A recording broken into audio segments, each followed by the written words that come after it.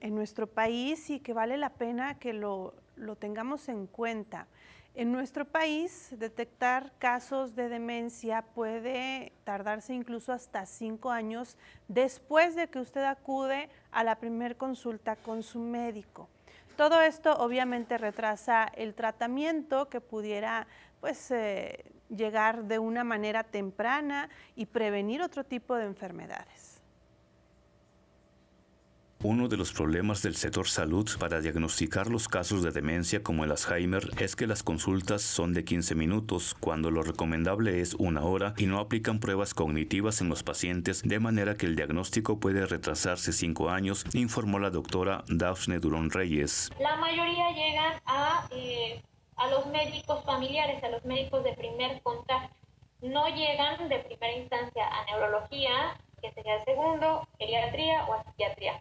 Es mucho más fácil que estos pacientes lleguen y se quejen de ese problema cognitivo con el médico de primer contacto o con el médico familiar.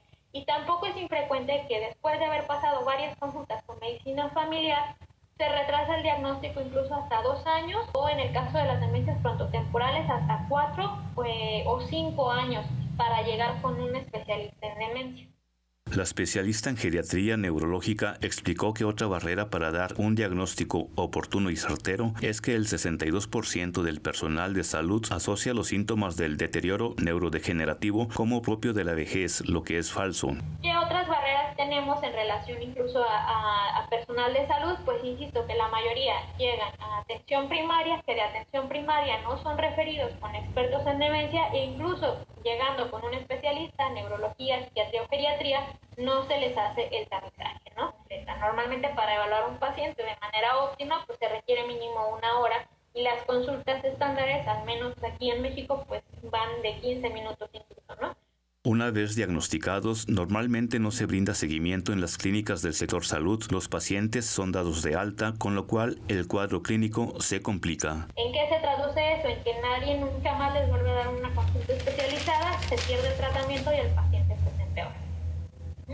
Y obviamente este abordaje clínico, que sería el ideal, pues se suspende. Muchos no llegan a neuropsicología y muchos no llegan a tener auxiliares diagnósticos tampoco. Pero insisto, muchos de estos problemas pues tampoco son culpa 100% del personal de salud, porque ¿cómo hacemos una consulta completa si solamente tenemos 15 minutos de consulta o media hora en el mejor de los casos? Otra dificultad consiste en que en el sector público carecen de equipo médico multidisciplinario como neuropsicólogos, geriatras, terapistas, kinesiólogos y fonoaudiólogos. Los tamizajes cognitivos no se aplican y se pierde el historial clínico. Con imágenes de Sebastián López para Telezócalo, Ernesto Acosta.